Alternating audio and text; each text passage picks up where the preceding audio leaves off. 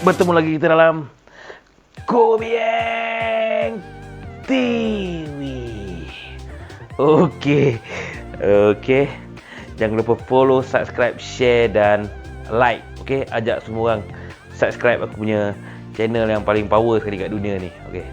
Hari ni sebenarnya aku nak buat satu review lah ataupun macam mana? Aku nak review lah, apa lagi nama dia kan. Review satu drama ni lah, K-drama. Okey, cuma K-drama hari ni aku nak review satu drama yang baru lagi habis. Dan bagi aku dia satu drama yang menarik lah untuk kita sama-sama kongsikan dekat sini. Okey, nama tajuk drama ni adalah Mr. Queen. Mr. Queen ni kalau dalam bahasa Melayu dia lah Encik Permaisuri. Okey, jadi macam tu lah, sama je lah. Okey, Mr. Queen ni mempunyai 20 episod dan dia merupakan satu genre yang ada setengah orang mungkin tak berapa gemar lah, sebab dia melibatkan zaman-zaman dulu punya, zaman 200 tahun sebelum lagi sebelum ni, 200 tahun lepas. Okey, jadi drama dia adalah orang panggil historical drama, ataupun dalam bahasa Korea dia orang panggil apa dah lantak kau lah. Okey, itulah nama dia punya tema dia, dan juga dia ada selitkan romance dan juga komedi. Okey, kebanyakan drama daripada Korea yang berbentuk historical macam ni, okey, banyak yang kita tengok memang agak penat dan menjengkelkan lah, tapi kita kena habiskan jugalah sebab kita dah tengok. Tapi bagi aku drama ni antara drama historical yang terbaik lah aku pernah tengok, sebab dia memang unexpected, seronok, kelakar dan memang best. Kalau korang tak tengok, korang ada antara manusia yang rugi lah.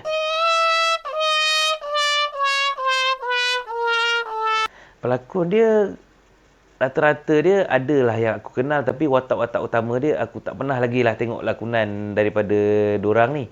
Tapi apa yang aku tak expect adalah lakonan dorang membuatkan aku suka dengan drama ni. Okey. Okay, dia menceritakan tentang ada seorang lelaki ni lah. Lelaki ni dia di zaman sekarang ni lah, zaman kita ni, tapi dia bekerja sebagai seorang chef dekat Korea Selatan punya satu, orang panggil nama tempat dia adalah Blue House. Blue House ni dia sama juga macam White House dan juga tempat-tempat kerajaan lah. Jadi macam Blue House ni merupakan satu tempat Korea Selatan ni punya presiden lah, ketua dorang, dan juga dorang punya menteri-menteri semua duduk kat situ, bekerja kat situ semua. Okey, jadi chef ni dia kerja kat situ. Dan awal cerita ni dia memang menunjukkan lah yang chef ni memang dia kerja sebagai seorang chef lah. Okey, nama pun chef, jadi dia memang kerja sebagai chef lah. Jadi dia menghidangkan makanan untuk presiden orang dan juga tamu-tamu semua lah. Okey, dan pada satu hari ni ada satu benda yang berlaku lah dekat chef ni yang membuatkan dia punya minda dan dia punya roh dia kembali ke zaman 200 tahun yang lepas lah, iaitu zaman, orang panggil zaman ni adalah zaman Goryeo. Benda pandai lah, tak penting lah pun benda tu. Jadi dia dah kembali ke zaman-zaman lama ni, di mana zaman ni merupakan sistem beraja lah, sistem monarki. Jadi raja yang mempunyai kuasa mutlak lah. Okey, dan dibantu oleh diorang punya diorang punya menteri-menteri diorang. Tapi raja ni yang wholly ada kuasa sebenarnya. Okey, jadi yang lelaki, yang chef tadi ni, dia punya roh dengan dia punya minda dah kembali ke zaman lepas tu lah, lepas ada satu peristiwa yang berlaku ni. Apa yang pelik kat sini, apabila diri dia bukannya muncul kat dalam zaman tu sebagai jasad dia ataupun seorang lelaki, tapi apa yang peliknya apabila dia masuk ke dalam jasad seorang wanita. Dan bertambah rumit lagi dia punya drama ni apabila dia masuk ke dalam badan seorang permaisuri lah. Okay, jadi raja ni dia dah kahwin, jadi dia ada permaisuri. Okay, jadi permaisuri ni dia masuk dalam badan permaisuri ni. Jadi senang cerita lah, raja ni lelaki, yang queen ni perempuan, tapi dia mempunyai minda seorang lelaki. Okay, seorang chef. Ini mungkin ada banyak isu yang timbul lah. Okay, sebab mungkin orang akan libatkan dia dengan LGBT ke LGBTQ ke apa benda lah, benda-benda tu kan. Jadi benda-benda tu lah yang buatkan drama ni skeptikal lah orang nak tengok. Tapi bagi aku drama ni memang tak ada kaitan langsung lah dengan isu-isu yang macam tu, sebab dia tak ada melibatkan benda-benda macam ni pun. Tapi kalau korang iman korang kalau tak kuat, aku tak tahulah korang janganlah nak tengok. Tapi aku punya iman boleh kebal lagi lah. NANI? Sebab benda tu tak ada apa sangat pun cerita dia.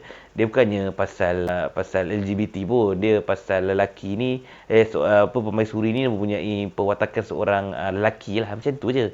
Okay, jadi bila lelaki ni dah masuk ke dalam badan permaisuri ni, ada banyaklah benda yang terjadi dekat permaisuri ni. Okay, sebab dalam masa yang sama, dia orang punya kerajaan pun tengah dihentak teruk dengan macam-macam isu lah. Dan banyak orang nak cuba jatuhkan raja dia ni dan permaisuri ni lah. Okay, jadi permaisuri ni terpaksa tolong raja ni, dia punya king dia, suami dia, untuk kekalkan tahta dia tu lah, untuk dia serve rakyat dia dan juga dia buang segala corruption dan juga toxic lah kat dalam istana dia tu untuk diorang punya kesenangan rakyat. Okay? Jadi benda tu memang biasa lah dalam historical, memang kebanyakannya cerita dia memang pasal tu. Okay? Jadi dia punya basically cerita dia pasal seorang permaisuri ni, seorang lelaki chef ni, dia masuk ke dalam badan permaisuri ni dan juga dia tolong raja ni untuk selamatkan tahta dia lah. Okay, sebab ramai orang kat dalam istana tu memang nak jatuhkan raja tu lah. Okay, kau kena tengok lah siapa yang nak jatuhkan tu. Memang semua, aku rasa semua jahat dalam cerita ni. Okay, ada seorang dua je lah yang baik dalam cerita ni. Macam tu lah.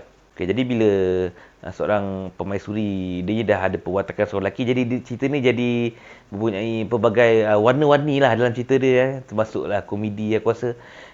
Kalau sebelum-sebelum ni cerita historical yang kebanyakan aku tengok memang 60 ke 70% sedih, konflik, banyak benda-benda macam tu yang buatkan kau sakit hati. Tapi aku rasa dalam cerita ni, aku rasa ada 40% ke 30% je benda-benda tu. Selebihnya semua komedi, okay, misteri, benda-benda yang memang kau tak expect langsung benda tu. Memang best lah aku rasa, sebab dia tak ada benda-benda yang menyakitkan hati kau. Dia menyeronokkan kau lagi ada lah. Macam tu.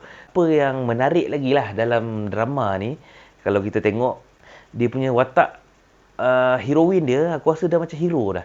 Okay, jadi dia tak ada, kalau drama-drama historical sebelum ni, watak-watak heroin dia memang selalu memang lembik, menangis kerja, tak apa-apa, tak faham aku. Benda-benda senang pun dia nak menyusahkan diri dia kan. Macam tu lah. Tapi dalam cerita ni memang watak heroin dia tu dah memang lain daripada yang lain. Memang terbaik lah aku rasa. Memang kau tak sakit hati tapi kau lagi suka dengan heroin dia. Jadi aku rasa itulah antara kekuatan yang power lah. Yang dalam cerita pun Mr. Queen, memang pasal Queen tu pun bagi peranan yang power lah dalam cerita ni, yang menguatkan lagi cerita ni. Okay, dia punya komedi dalam cerita ni, aku rasa banyak membantu untuk menangkap minat kita untuk suka dengan cerita ni. Okay? Sebab rata-rata watak sampingan, watak tambahan dalam cerita ni memang kelakar dan support watak utama ni untuk buat kelakar. Memang aku tak tahu cakap, memang kelakar dan memang lain daripada yang lain lah. Memang dia kau tak sakit hati lah, senang cerita. Kau memang tengok sebab nak tengok Queen tu je. Itulah dalam cerita ni punya apa yang lain dengan apa yang kekuatan dalam cerita ni. Okay? Aku rasa watak Queen tu memang bagi sumbangan yang hebat lah dalam cerita ni. Okay. Sekali cerita pasal nak mengekalkan tahta dia tu je. Cuma apa konflik dalaman, apa benda yang ganggu, gugat dia punya kedudukan tu lah yang buatkan kau terhibur dalam cerita ni. Okay, dan macam mana kau nak tahu apa kesudahan Queen ni sebenarnya. Adakah dia memang seorang lelaki, ataupun memang dia memang seorang wanita tapi berfikiran seorang lelaki, ataupun kedua-duanya sekali. Jadi kalau korang nak tahu selebihnya, korang kena tengoklah drama ni. Okay, jadi ending dia bagi aku adalah ending yang smooth lah, yang happy ending lah orang panggil kan. Sebab dia tak ada apa-apa yang membuatkan kau tak tidur malam terfikir-fikir, ternanti-nantikan dia punya ending yang lain ke. Sebab memang kau rasa dah okey dah cerita tu dibuat macam tu lah. Okay, jangan lupa follow, subscribe, share dan like. Okay, kalau korang tengok drama ni, korang try dulu lah 1-2 episod. Kalau rasa tak seronok, kau balik ke sini kat aku, kau marah lah aku balik. Sebab aku dah menyusahkan hidup korang. Tapi kalau best, pandai-pandailah korang hidup. Okay, ciao.